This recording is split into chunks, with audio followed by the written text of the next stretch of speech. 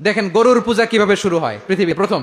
মুসা আলাইহিস সালাম আল্লাহর সাথে সরাসরি কথা বলতেন। ওয়াকাল্লাম আল্লাহ মুসা তাকলিমা। সুবহানাল্লাহ পড়েন, আওয়াজ তুলে সবাই বলেন সুবহানাল্লাহ। এখন বনি ইসরাইল হচ্ছে পৃথিবীর সবচেয়ে গোয়ার জাতি। তারা বলে, মুসা তুমি যে আল্লাহর সাথে কথা বলো আমরা তো দেখি না, তুমি যে কথা বলো আমরা তো শুনি না, তো কি করতে হবে?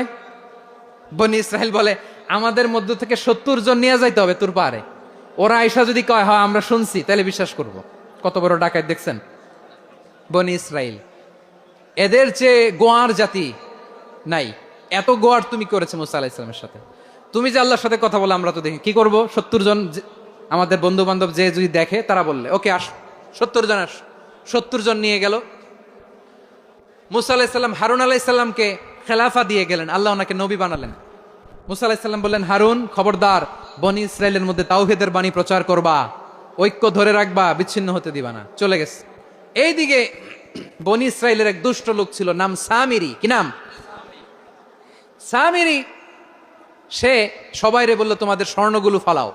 স্বর্ণগুলো ফেললো, বনি ইসরায়েলের স্বর্ণগুলোকে গলিয়ে সে একটা গরুর বাচ্চা বানালো। গোবৎস। কিসের বাচ্চা?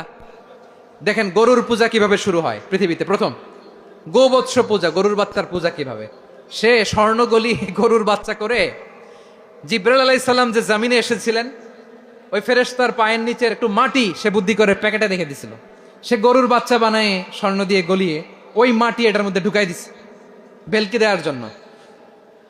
স্বর্ণ দিয়ে বানানো গোবৎস গরুর বাচ্চার গায়ে যখন সেই মাটি ছুঁড়ে দেয়া হলো, এখন বাছুরের ভেতর থেকে ভ্যাঁ ভ্যাঁ আওয়াজ আসতেছে। কি আসতেছে? সবাই তো অবাক। সামিরি বলে, আরে তোমরা যে 70 জন দিয়ে মুসা আলাইহিস সালাম রে পাঠাইছো, ওইদিকে এত ঘুরতেছে, আল্লাহরে খুঁজে পায় না, আল্লাহ তো এটার ভিতরে ঢুকছে। নাউজুবিল্লাহ বলবেন না? তোমরা যে 70 জন দিয়ে পাঠাইলা, 70 জন নিয়ে মুসা আলাইহিস সালাম খালি ঘুরতেছে, আল্লাহরে পায় না। পাবে কেমনে? আল্লাহ তো নাউজুবিল্লাহ এটার ভিতরে। সেজদা দাও। এই সেজদা দিয়ে গেল। আল্লাহর নবী হারুন আলাইহিস সালাম বললেন, খবরদার, এটা সুস্পষ্ট শিরক। আল্লাহ সব গুনাহ মাফ করে, শিরকের গুনাহ মাফ করে না। খবরদার, তোমরা থামো। কে শোনে কার কথা? এই যে যেমন এখন আপনারা আমার কথা শুনতেছেন না? শুনতেছেন? হারুন আলাইহিস সালাম বললেন, খবরদার, এই শিরকি কাজে তোমরা সংযুক্ত হয়ো না। তোমাদেরকে কি মনে নাই আমার ভাই মুসা আলাইহিস সালাম কি বলছে? আল্লাহ শিরক মাফ করে না। খবরদার, শিরক করো না, আল্লাহরে ভয় করো। হারুন আলাইহিস সালাম তাদেরকে বুঝালেন, শিরক করো না, আল্লাহরে ভয় করো।